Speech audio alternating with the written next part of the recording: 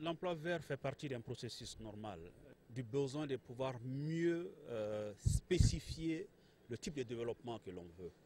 Et de plus en plus, nous avons constaté que l'humanité est en train de faire face à l'un de ses défis les plus importants, qui est cette question de changement climatique.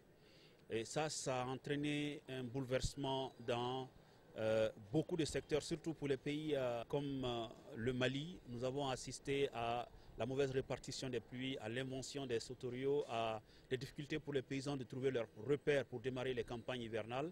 Et donc tout ça mis l'un dans l'autre, ça a mis le pays dans une certaine précarité de développement. Donc je pense qu'il est extrêmement important dans ce genre de situation de pouvoir réfléchir à cette condition et de se dire qu'est-ce qu'il faut faire pour pouvoir mieux nous adapter. Et mieux nous adapter passe nécessairement par la définition du type de développement que nous voulons. Il faudrait que ce soit un développement durable.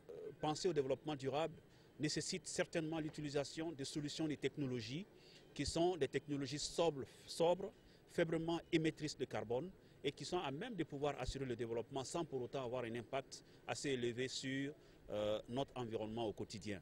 Donc c'est comme ça que l'ensemble des fonctions et des solutions économiques qui ne peuvent pas entamer le développement futur sont appelées emploi vert. Les conséquences du changement climatique sont multisectorielles. Vous aviez par exemple dans le domaine de l'agriculture, où nous avons cette variabilité climatique qui a comme conséquence les difficultés de la production agricole, la réduction de la production agricole par soit une sécheresse ou bien soit par une inondation. Donc ça entraîne beaucoup de problèmes.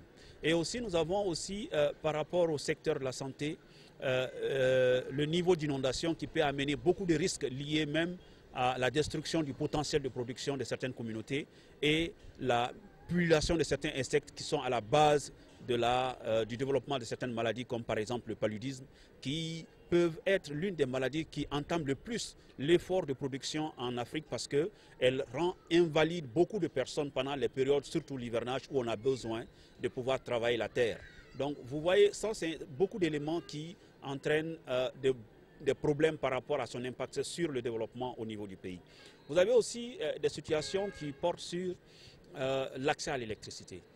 Aujourd'hui, nous avons par exemple les grandes centrales hydroélectriques du pays qui fonctionnent sur par exemple la pluviométrie, parce qu'en fonction de la pluviométrie, soit on a la disponibilité de l'eau pendant toute l'année pour pouvoir faire tourner les turbines des centrales, mais une raréfaction ou une diminution de la pluie va amener quoi? Ça va amener beaucoup de problèmes comme beaucoup de coupures de courant qui vont venir. Et donc ça va amener peut-être les gens à commencer à réfléchir quelle est la solution et si elle n'est pas durable, les gens vont tomber par exemple dans l'utilisation par exemple du gazoil pour la production d'électricité et cette solution elle est fortement émettrice de gaz carbonique. Donc ça répond à un besoin imminent qui est l'accès à l'énergie, mais à long terme, ça entraîne l'augmentation du taux de CO2 dans l'atmosphère et donc ça aggrave le phénomène du changement climatique. C'est pourquoi je pense que des pays comme par exemple le Mali et surtout dans le continent africain, nous avons vu aujourd'hui que le potentiel d'accès à l'électricité n'est que surtout les énergies nouvelles renouvelables, n'est que de 16% en Afrique. Et dans ça, si tu sors l'hydroélectricité qui est dépendante du climat, nous avons quoi? Nous avons à peu près ce taux qui chute jusqu'à 1%. Et 1% des énergies nouvelles renouvelables par rapport au potentiel qui existe en Afrique, par rapport aux solutions de la biomasse, de l'éolienne, du solaire, c'est un potentiel immense qui est là, que nous n'arrivons pas à exploiter et qui peut satisfaire à notre besoin économique. Donc de plus en plus, il faudrait que les pays comprennent que l'accès à l'électricité est la solution. Elle ne doit pas être réfléchie à travers une discussion politique. C'est la solution. Nous ne pourrons nous développer que si nous développons notre solution d'accès à l'énergie. Et là, l'option politique maintenant, c'est quoi? C'est de dire qu'il faut aller vers les énergies nouvelles et renouvelables pour pouvoir permettre à nos pays de pouvoir disposer de solutions énergétiques qui puissent être une solution durable. Parce qu'à la différence, par exemple, des énergies thermiques, si je prends du gazole pour faire fonctionner mon dispositif, je vais tout le temps mettre de l'argent. Mais quand j'ai un système solaire, le coût d'exploitation est très bas, mais certainement c'est le coût d'acquisition qui va être élevé. Mais sur l'échéance d'une vie par rapport sur 20 ans, il est préférable de faire un investissement qui permette de sécuriser la production d'électricité.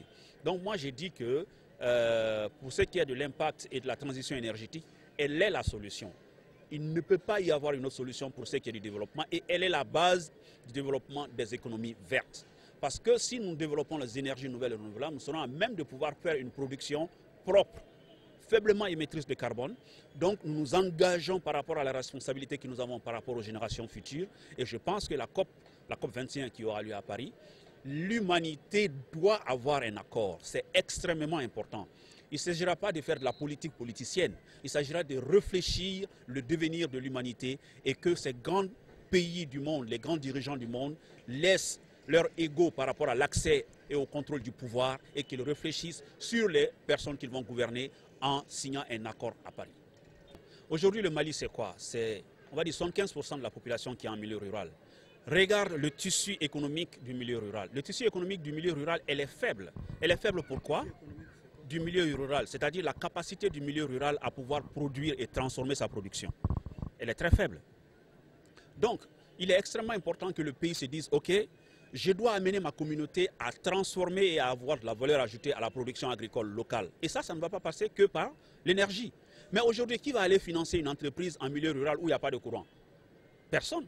Donc, il faut réfléchir à des solutions qui ne sont pas liées à des réseaux, des solutions décentralisées d'accès à l'énergie.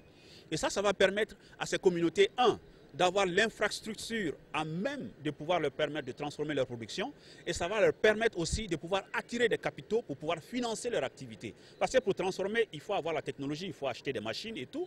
Donc il faut mettre en place des solutions de financement innovants qui sont plus axées sur la connexion entre l'énergie et le développement de l'infrastructure manufacturière en Afrique. En Afrique, c'est quoi? L'Afrique n'a même pas atteint les 10% d'infrastructures manufacturières. Ça veut dire que l'Afrique ne peut pas tenir la cadence de son développement. Elle ne peut pas. Si tu regardes les statistiques pendant ces 10 dernières années, l'Afrique n'a transformé que 18% de sa production. C'est catastrophique. Donc nous, on est devenu quoi? On est devenu une usine à production, on l'amène en Occident, et l'Occident le transforme, et nous le vendent plus cher. Pourquoi est-ce qu'à un moment, les dirigeants africains ne se disent pas, OK, on a assez fait de la politique, il faut faire le développement. Et maintenant, j'espère qu'ils sont assez intelligents pour comprendre que quand ils vont décider de faire le développement, ils vont faire un développement durable, un développement conscient, un développement responsable vis-à-vis des générations futures. Dans les années 70, c'était quoi? C'était la lutte contre la désertification. Parce qu'en ce moment, on a compris qu'il y avait un problème de développement qui était là et qui était lié à la raréfaction et à la dégradation des terres de culture. Ensuite, avec l'évolution, nous avons évolué vers ce qu'on appelle les initiatives comme la gestion des ressources naturelles, parce qu'on a compris que la dégradation de ces ressources était à la base de la paupérisation des communautés. Et nous avons évolué encore vers ce qu'on appelle les changements climatiques, parce que nous avons compris que tout ce qui se passe était lié à un élément qui pouvait être hors du contrôle humain, mais dont l'homme était responsable à plus de 80%, qui était le changement climatique. Et aujourd'hui, nous avons compris que le changement climatique et tout ça était dans un grand ensemble qui pouvait être appelé développement durable. Parce qu'il faut de plus en plus que les individus commencent à se dire « je me développe, mais je me développe avec une conscience ». Et quand on se développe avec une conscience, on s'inscrit dans une logique de durabilité. Donc le développement durable, sans être une panacée, c'est la solution. C'est la solution pour le développement. Ça permet à l'ensemble des communautés, surtout des individus, les gens qui vivent en milieu rural, surtout des pays africains, de se développer en ne faisant pas les mêmes erreurs que l'Occident.